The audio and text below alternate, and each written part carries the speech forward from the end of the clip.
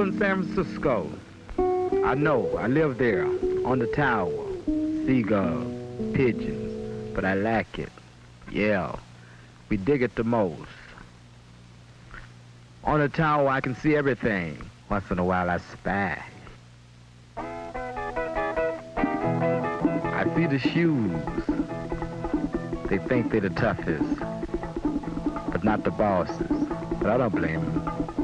Nothing to do. Ooh-wee. If I had something like that on my corner, I'd shimmy, shimmy, co too. The mo, you can always tell, flat feet. Ace on every corner. Don't look too hard, fellas. They got guns. You got 1,000 fellas. The king. Pin this tough sheen. It's the bosses. Because it's borrowed from some honor at night. You can always tell that's the lonely ones. Betcha. Some parts of mission. You can always tell. 1,000 on every corner. Hair was a crime. They'd be right on death row with Chestnut. Look out, old man. Look out, old man. Mike is on the scene. Head first. Light up, fellas. Didn't cost me anything. 5 fingers and a quick getaway. Some store suffers. Beat your boogie. Yeah. Everybody's on the scene.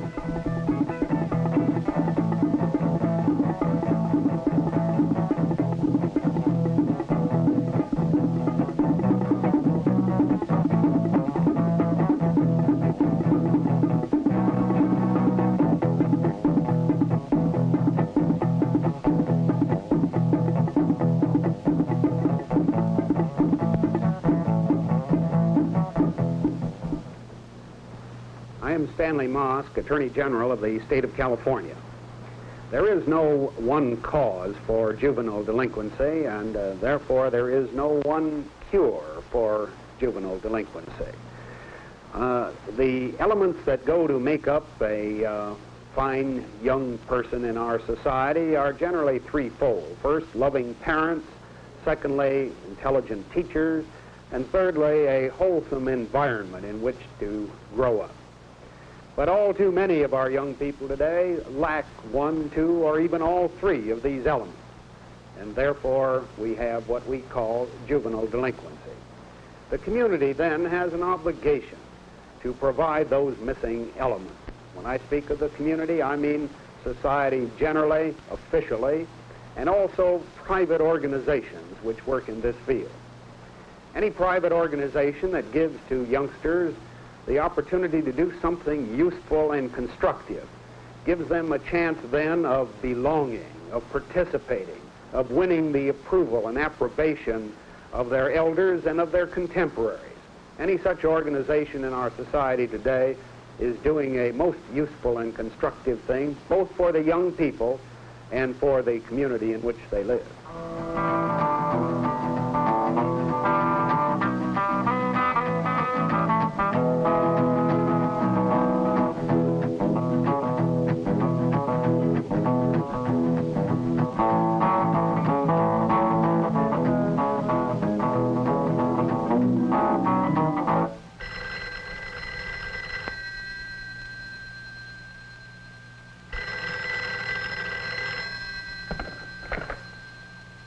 Hello? Yeah. Hey, man, what time is it? 12 o'clock. What you phone so early for? No, there's nothing doing today. Well, look, man, why don't you meet me down at Hunts about 5 o'clock? Okay. Bye.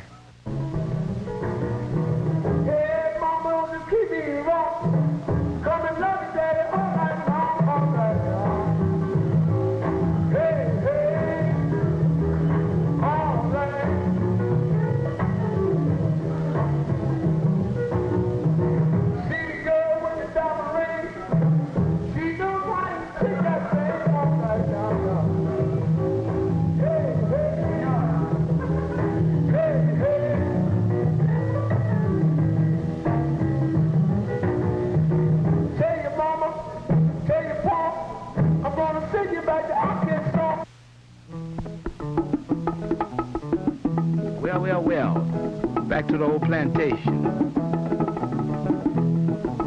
Shucking and jiving. Ain't that sweet? We'll show you how it's done. Always. Ain't that cold? We'll give you a little sample. He looked like Elvis before he went to service. Those are a couple of my good friends. They're squares. Looks like the fight of Patterson and Ingemar, but it's not. A left to the right, a left to the jaw, a right to the chin, a feet to the chest, a knife in his back, brass knuckle on his head. Someone is on the ground, someone is on the ground. I think it's the referee. No, it's not. It's an officer. Don't get panicked, ladies, don't get panicked, ladies. Nothing will happen. It's only in fun. Look out, keep it clean with Phenagene. No feats.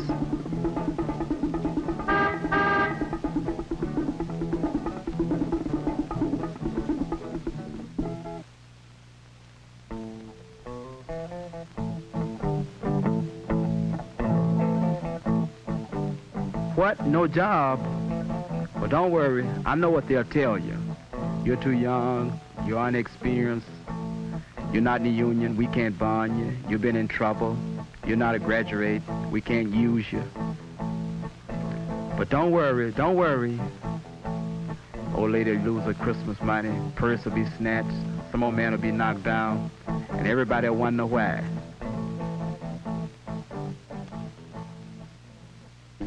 So like people, but if they don't see you fight, it's hearsay. That's what they believe it because you're in a club and you're wearing a club jacket. That's what you're a thug right away to the public den.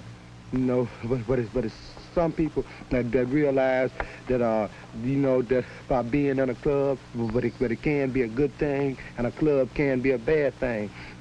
Yeah, but you have to start off with the right thing to end up right. When Carl May started Youth for Service, he realized he could work through the leaders of the jacket clubs. At first, I went out and looked up these boys on the street. This is John Bird, president of the Warlords, a very important club in San Francisco. I just put it up to them, would they help? I told them we needed them, and it worked because it was the truth.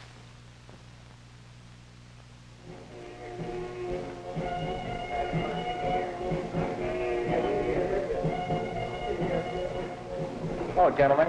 I'm Carl May. I'm with the organization. You ever heard of Youth for Service? You know, this is the organization with all the clubs in it, you know, the Warlords and the Sheiks and the Turbans and the Timers and the Aces and the Ravens. Oh, is this council that has all the clubs all together? Yeah, that's it. We'd like to have you guys in. And one of the reasons that we started the council and started Youth for Service is to help out people, old people, sick people, handicapped people, go in there and do painting jobs for them or carpenter work and clean up their places when they need help. And we've got a family now that needs some help, and we want to go there next week, next Saturday. So what do you say? Yeah, what are we doing next Saturday? You guys want to go? Will you guys go? I ain't got nothing else to do. I don't know. Huh? Where's it at? Oh, it's over on Potrero Hill. How are you going to get over there? How are we going to get over? Well, I'll tell you, we'll pick you up in the morning.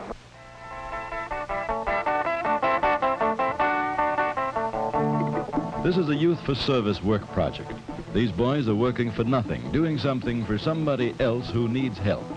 Why are they doing it? The answer is that these boys are no different than the rest of us. They need to be needed. They may have had less chance than most of us to relate constructively to the community.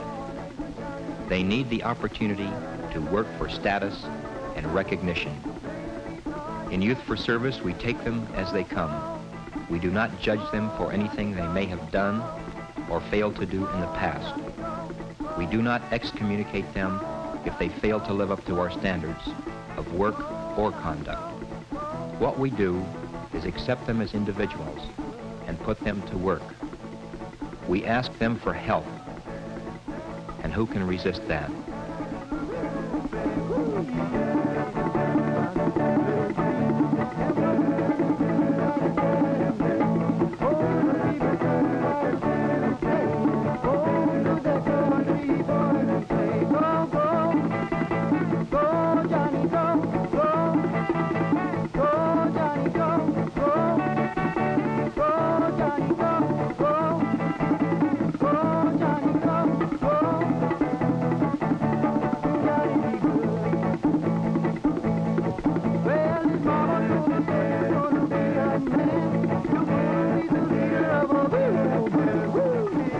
Another project built a new parking area for a community center. Youth for Service is not a training program for future employment, but it does give the opportunity to learn something of new skills. Work projects are referred from many sources, chiefly from social agencies. The Departments of Public Health and Public Welfare, the Visiting Nurses Association, the Family Service Society, and others. The entire Youth for Service program has been made possible through generous help from church groups, businessmen, school and civic authorities, and private as well as public agencies.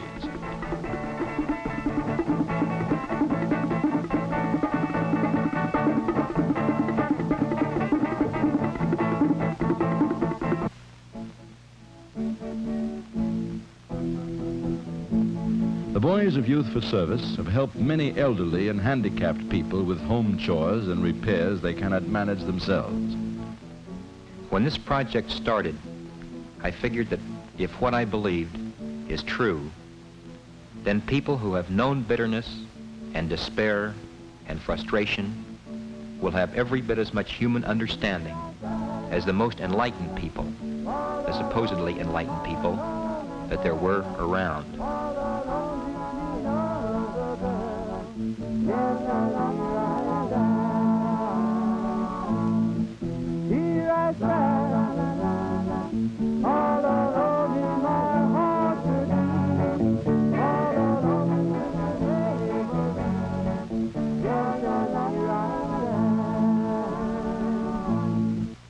Many Spanish-speaking people live here in Alviso, near San Jose. A Youth for Service project helped finish a classroom in the church to be used for English classes.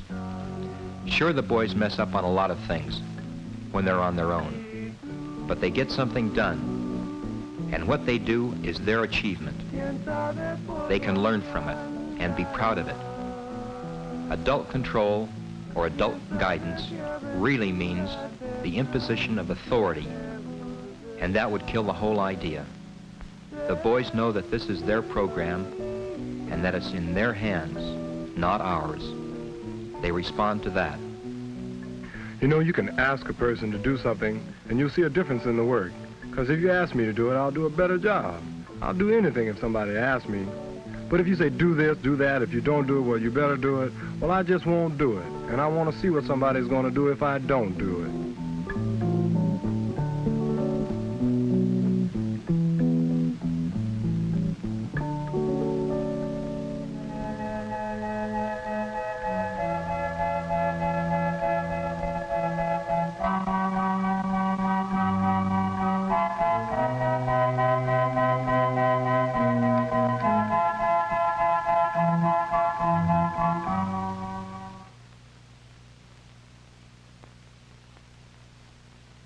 The boys of Youth for Service give of their strength and time and skill, and the community gives too, and both get back more than they give, a sense of sharing.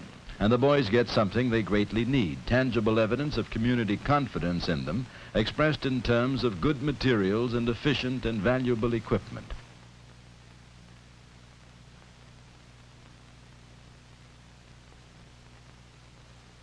And a good lunch on the job is a pretty well understood form of moral support also. The word is recognition. The boys of Youth for Service work hard without pay. Most of them have very little themselves, yet they volunteer repeatedly to help other people in need. Recognition and community support become very important to maintain morale. A little publicity for work well done is small payment by the community for services generously given. A party was organized to celebrate the first 100 work projects completed. In spite of some initial opposition concerning law and order, The party did go off quite smoothly after all, enjoyed by several hundred Youth for Service participants and their dates.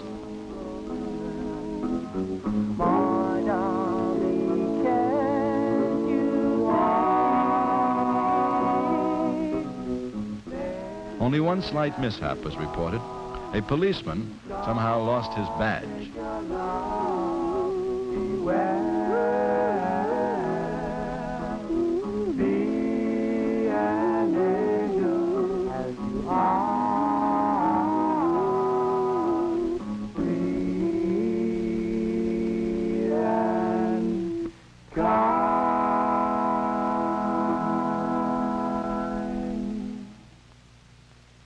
A council of youth clubs from all parts of the city developed directly from the contacts made on work projects. The boys themselves decided they wanted a common meeting ground where they could adjust differences between the clubs before they blew up into rumbles. They also wanted to promote social affairs and special projects on a citywide basis. Both prestige and security were involved in belonging to the organization. One of the first council projects developed in support of the National Youth March for Integrated Schools held in Washington, D.C. in April 1959. The boys in Youth for Service know that integration is not just the struggle of American Negroes for equality, but it's linked with the fight against discrimination of all newly arrived minority groups. 100 years ago, the Irish made up less than 1/3 of the population of New York, but they were charged with over 2/3 of the arrests. There were newcomers then. Today, the Puerto Ricans, the Mexicans, the Pacific and Oriental peoples are the newcomers. The Youth for Service Council raised the money to send a delegate to Washington, the only one sent by a San Francisco youth organization, and he carried petitions gathered by many other groups as well, with over 6,000 signatures.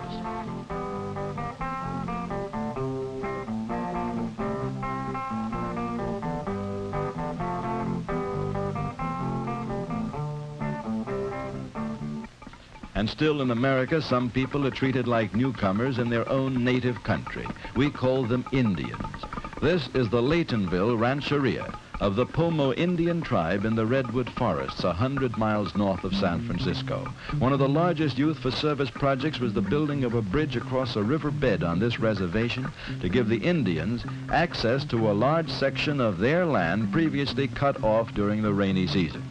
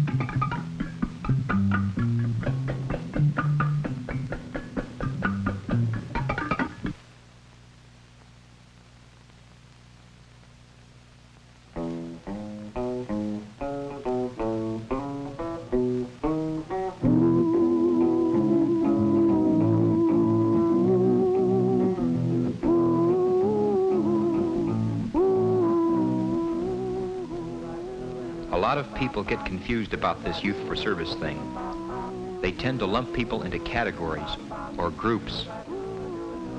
There are people who think of Youth for Service as a youth-serving agency purely in terms of juvenile delinquency prevention. Well, if it works that way, that's fine. But that's not our primary focus. That's not what we're here for. Accepting individuals, that's what makes the whole thing meaningful. When it comes right down to it, we have no political axe to grind, no religious axe to grind, no social axe, or anything except that we are trying to reconcile differences between people. And that's what this whole project is about. Reconciling differences, as well as doing something useful.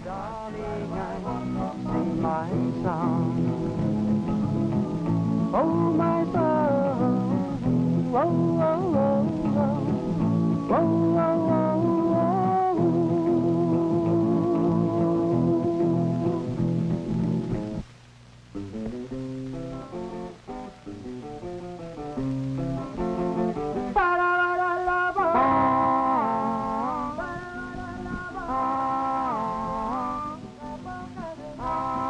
We have a choice in dealing with these boys of continuing the old community policy of suspicion, surveillance, rejection, and with the usual results.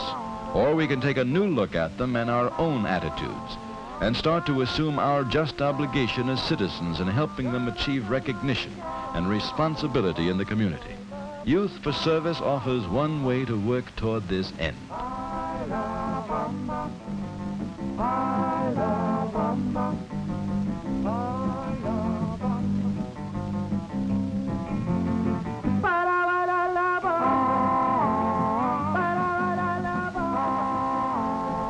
Well, the bridge is built.